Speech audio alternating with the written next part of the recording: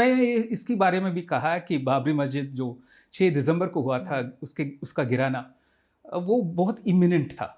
जो लोग उसको वॉच कर रहे थे प्रोसीडिंग्स को, और एक कांग्रेगेशन शुरू हो गया था वहाँ पर कार सेवकों का, और danger to the structure was imminent. तो जितने भी आश्वासन दिया था यूपी गवर्नमेंट ने, उस तारीख की यूपी गवर्नमेंट ने, कि कुछ नहीं होगा इसको, कल्याण सिंह की सरकार। हाँ, मगर सुप्रीम कोर्ट ये कह सकती थी कि कांग्रेगेशन को बंद कर दीजिए, हम अलाउ नहीं करेंगे बिल्कुल। And if that had happened, जो अब कहते हैं ना, history now is for all of us to witness, and this was definitely low point. तो सरकार की बात पे विश्वास नहीं करना चाहिए था? Clearly no. तो अगर उस वक्त आप ये कह रहे हैं कि अगर बाबरी मस्जिद को नहीं ढाया गया होता तो पूरा ये फिर 3 दशकों तक ये केस नहीं चलता। So that's what it also goes to what I call the what if. क्या होता, व्हाट इफ मोमेंट्स के बारे में मैंने लिखा है इसमें, कि बहुत सारे ऐसे केसेस हैं, यदि निर्णय ये नहीं होता, कुछ और होता, तो क्या होता। न्याय की कुर्सी पे अगर आप बैठे होते, आप जज होते, तो क्या करते? और 2 बात पूछूंगी आपसे, 1992 में अगर आप होते तो क्या करते, और 2019 में जब ये जजमेंट आया अयोध्या का? अभी मैं यदि कुछ भी कहूँ इस सवाल के जवाब में, आप कहेंगे यहाँ हाइंडसाइट में सब एवरीबडी बिकम्स वाइज, है ना। तो it's always easy to say no I would not have done what the जजेस did, but there were certain things which they should have accounted for because of the experience of what was happening. So judges don't sit in isolation. They're alive to social realities. They're alive to political realities. They're alive to the mood of the nation, mood of the country. So if you took all that into account, then you ask, was this a reasonable thing to do or not? So this is the kind of parameters that you decide. Because it's very easy to say, no, I would have done something else. But I don't want to go down that route at all. तो आप कह रहे हैं जज जो है हमारे सामाजिक जो माहौल है और राजनीतिक माहौल है उससे प्रभावित होते हैं, उस वक्त भी हो रहे थे और अब भी हो रहे हैं, वो समाज का ही एक हिस्सा है। बिल्कुल बिल्कुल, आपने सही कहा।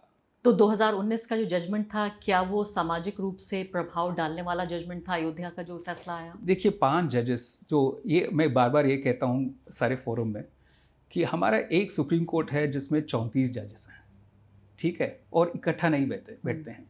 आप यूएस सुप्रीम कोर्ट ले लीजिएगा ना, 9 जजेस हैं, इकट्ठा बैठेंगे एक केस डिसाइड करने के लिए।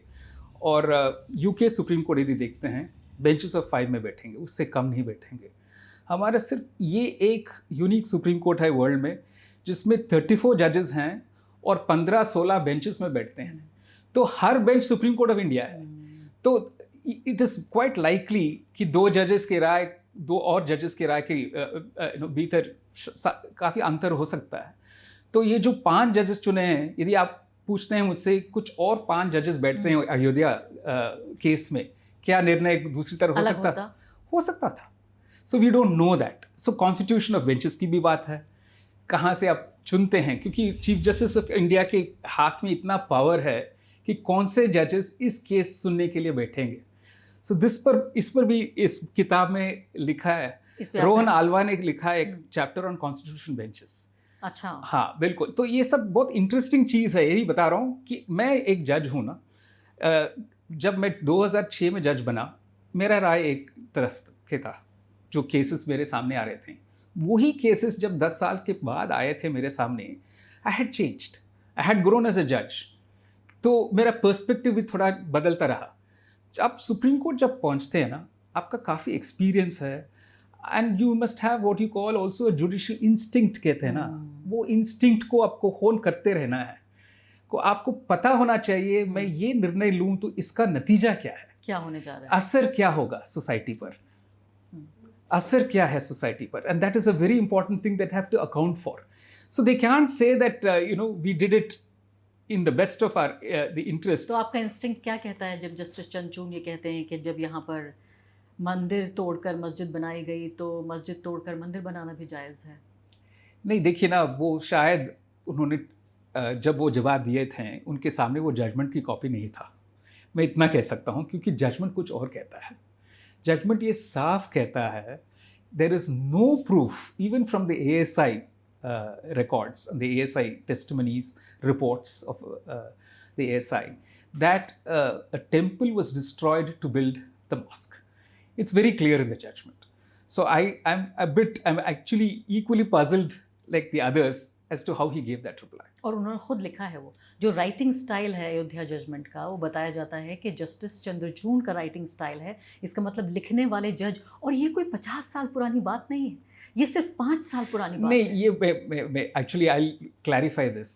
देखिए, आप मेरे से पूछते हैं 10 साल पहले आपने ये जजमेंट दिया था, आपने क्यों कहा ये जो कहा है। मैं I should actually say let me just check, have I really said that? So I think there should have been some at least an effort made मैं आपकी बात मान लेती हूँ। by Justice Chandrachud. नहीं, चलिए मैं आपकी बात मान लेती हूँ कि वो पढ़ना भूल गए, अपना ही जजमेंट जो लिखा था पढ़ना भूल गए, लेकिन क्या आप इस बात से इनकार कर सकते हैं कि कितनी पैशन के साथ उन्होंने ये कहा कि इस वक्त जो सबसे बड़ी बेअदबी हुई, अपवित्रता हुई, डिसेक्रेशन हुआ, वो तो मंदिर का तोड़ा जाना था, उस शिद्दत को भूल गए हैं आप? No, that's what I'm saying. This is something that has surprised all of us. और मैं भी थोड़ा I am surprise that he said this. देखिए, 5 जजेस का जजमेंट था, यदि 5 जजमेंट था, there is no need for one person to defend it so strongly, and this what he has said is contrary to what they have actually said in the judgment. So to that extent it's a big surprise that he has said this. और आपको क्या लगता है कि इसके बाद क्यों ना ये माना जाए कि जो अयोध्या का फैसला हुआ, जिसमें आप भी कह रहे हैं कि अलग तरीके से हो सकता था, कि वो कानून के आधार पर नहीं हुआ, संविधान के आधार पर नहीं हुआ, आस्था के आधार पर हुआ? देखिए ना, they tried using all those devices in law, known devices in law, to go according to evidence, the rule of evidence. But if you read the judgment, it is पूरा जजमेंट पढ़ेंगे स्टार्ट टू फिनिश, आप ये पाएंगे कि कोई conclusive proof नहीं था। जो इनर कोर्टयार्ड था ना, उस पर इनका कोई पोजेशन था हिंदूज का, ये पाते हैं। और इतना साफ लिखा है उसमें कि जो इनर कोर्टयार्ड है उसमें नमाज पढ़ रहे थे 16 दिसंबर 1949 तक। और ये भी कहा 3-4 जगहों में कि जो ये destruction of the law Babri मस्जिद था, वो against the rule of law, it was an illegal act. ये सब कहने के बावजूद आप कैसे कहते हैं कि ये पूरा जो स्ट्रक्चर, पूरा डिस्प्यूटेड साइट ट्रस्ट को दिया जाएगा? So this is something that the conclusion doesn't sit with the reasoning.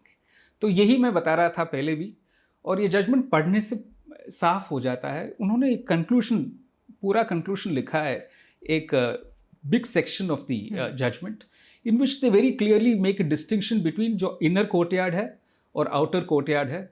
और ये कहते हैं आउटर कोर्टयार्ड जरूर हिंदुओं के साथ था, मगर इनर कोर्टयार्ड कंटेस्टेड था, मगर Hindus were not able to prove that they had undisturbed position of the inner courtyard. नहीं, और फिर ये भी तो मुसलमानों को इस बात की सज़ा मिली कि उन्होंने आउटर कोर्टयार्ड में जो चबूतरा था वहाँ पूजा की इजाज़त क्यों दे दी? नहीं, ये एक्चुअली एक और इंटरेस्टिंग चीज़ है। जो डिमोलिशन हुआ था 6 दिसंबर 1992, ये सिर्फ मस्जिद का नहीं हुआ, मंदिर का भी हुआ, जो बना वो हुआ था। राम चबूतरा का भी हुआ, और सीता की रसोई का भी हुआ। तो जो जिस राम चबूतरा में एक्चुअली रामलला के विग्रह थे, जहां वो पूजा कर रहे थे, उस राम चबूतरा को खुद उन्होंने तोड़ा था। तो ये भी काफ़ी अजीब की बात है। जो आस्था की बात करते हैं, बिलीफ और फेथ, क्या फेथ और बिलीफ रखने वाले अपने ही पवित्र जगह को तोड़ देंगे क्या? तो ये भी, इसका जिक्र भी नहीं है जजमेंट में। और जजमेंट में वो हिस्टोरिकल मेमोरी कहते हैं ना, इंस्टीट्यूशनल मेमोरी।